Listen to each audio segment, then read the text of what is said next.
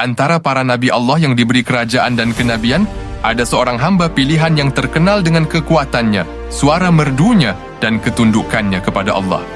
Dialah Nabi Daud alaihissalam, seorang raja, pejuang dan penyair langit, yang Allah beri mukjizat luar biasa di bumi dan langit. Dan sungguh, kami telah memberikan kepada Daud karunia dari kami. Wahai gunung-gunung, bertasbihlah bersamanya, dan burung-burung pun demikian. Kami lunakkan besi untuknya. Quran Surat Sabah ayat 10.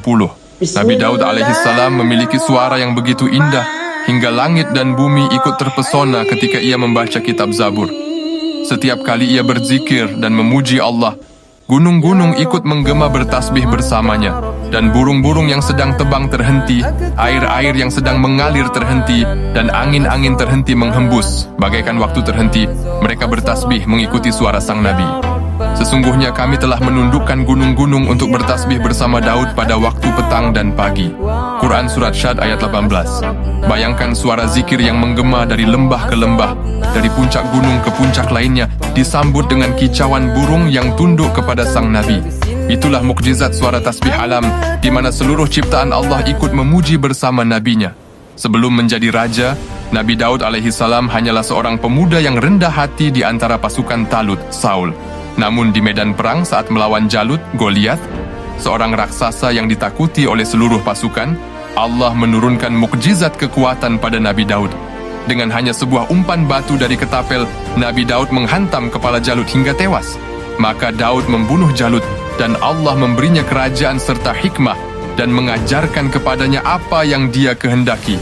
Quran Surat Al-Baqarah ayat 251. Dari peristiwa itulah, Nabi Daud diangkat menjadi raja dan rasul dan seorang pemimpin yang kuat dalam perang, namun lembut dalam ibadah.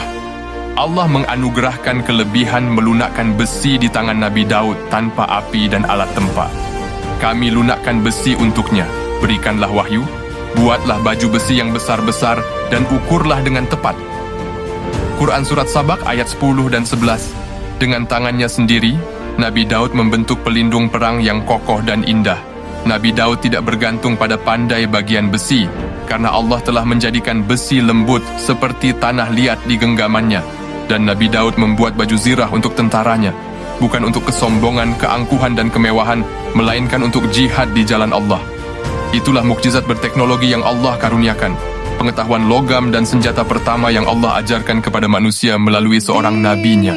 Allah menurunkan kepada Nabi Daud kitab Zabur, sebuah kitab